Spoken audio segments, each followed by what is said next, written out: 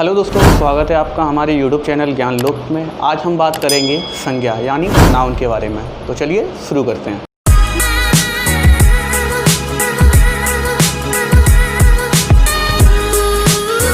संज्ञा का शाब्दिक अर्थ है सम प्लस ज्ञा, अर्थात सम्यक ज्ञान कराने वाला। कभी कभी पूछ लिया जाता है कि संज्ञा का संधि विच्छेद कीजिए, तो इसका संधि विच्छेद है सम प्लस ज्ञा, अर्थात सम्यक ज्ञान कराने वाला। इसका दूसरा पर्याय है नाम। अगर आसान भाषा में हम समझें तो संज्ञा वह चीज़ है जिसका हम नाम ले सकते हैं, जिसको हम पहचानते हैं, पूर्ण रूप से उसका नाम ले सकते हैं। वह सारी चीज़ें संज्ञा के अंतर्गत आती हैं। परिभाषित तौर पर समझेंगे, किसी भी व्यक्ति, स्थान, जाति अथवा भाव को संज्ञा कहते हैं।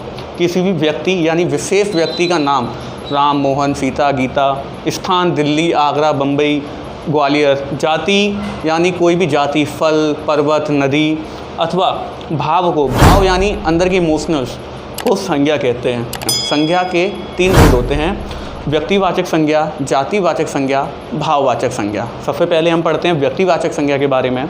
किसी भी व्यक्ति, स्थान अथवा भाव के नाम को व्यक्तिवाचक संज्ञा कहते हैं। एक विशेष रूप पे जिसका नाम लिया जाता है वह व्यक्तिवाचक संज्ञा कहते हैं, जैसे कि सीता, गीता, आगरा, दिल्ली आदि।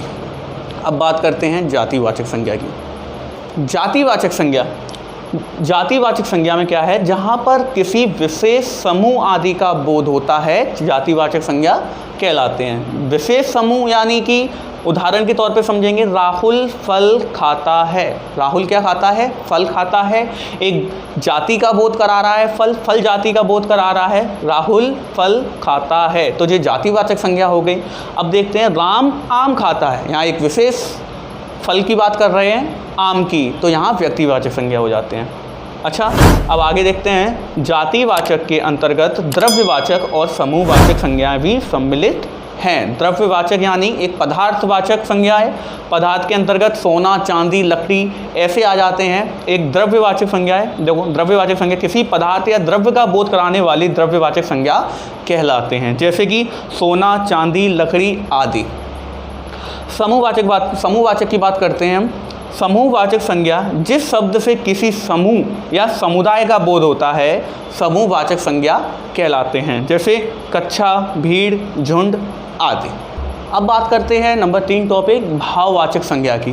किसी गुण, दशा, स्वभाव, कार्य या भाव का बोध कराने वाले शब्दों को भाववाचक संज्ञा कहते हैं। भाव का बोध यानी अंदर से जो, जैसे कि खुशी, दुख, क्रोध, बुढ़ापा, ये चीज़ें जो अंदर से जो भाव निकलते हैं उनको भाववाचक संज्ञा कहते हैं, जैसे सुंदरता, बुढ़ापा, क्रोध, प्रशंसा आदि। उदाहरण के तौर पे समझेंगे, आज मौसम बहुत अच्छा है। अच्छा यहाँ क्या है? मौसम बहुत अच्छा है। तो ये अंदर से भाव निकल रहा है, तो क्या? तो ये भाववाचक संज्ञा के अंतर्गत आता है। नोट है, अब नोट, कहीं कहीं व्यक्तिवाचक संज्ञा का प्रयोग जातिवाचक के रूप में भी किया जाता है।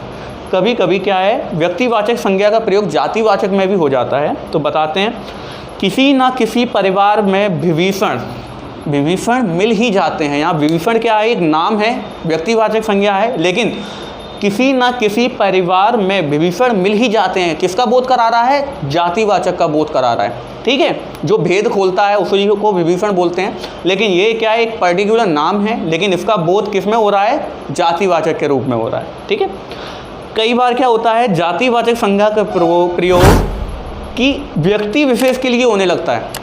जैसे नेताजी ने कहा था, तुम मुझे खून दो, मैं तुम्हें आज़ादी दूंगा। यहाँ नेताजी क्या है? एक जाति का बोध करा रहा है। नेताजी यहाँ क्या है? एक जाति का बोध करा रहे हैं। लेकिन तुम मुझे खून दो, मैं तुम्हें आज़ादी दूंगा, ये किसने बोला था? सुभाष चंद्र बोस ने। तो क्या है, कभी कभी क्या हो जाता है, जातिवाचक संज्ञा का प्रयोग भी व्यक्तिवाचक के रूप में किया जाता है। कई बार ऐसा भी होता है, भाववाचक संज्ञा जातिवाचक संज्ञा के रूप में प्रयुक्त होता है। एक वचन है तो भाववाचक संज्ञा, और बहुवचन है तो जातिवाचक संज्ञा के रूप में। उदाहरण के तौर पर समझते हैं, बुराई से घृणा करो। बुराई यहाँ क्या है? एक भाववाचक संज्ञा है। बुराई से घृणा करो, इसको जातिवाचक में बदलने के लिए क्या करेंगे? उसमें बहुत बुराइयाँ हैं, यहाँ बुराइयाँ क्या है, बहुवचन हो गया, ये जातिवाचक के रूप में बता रहा है, इसमें बहुत बुराइयाँ हैं, जातिवाचक संज्ञा के रूप में इसमें प्रयुक्त होता है। आशा करते हैं आपको ये वीडियो पसंद आएगी। इसके लिए लाइक करें, शेयर करें, कमेंट करें, सब्सक्राइब करें। Thank you so much.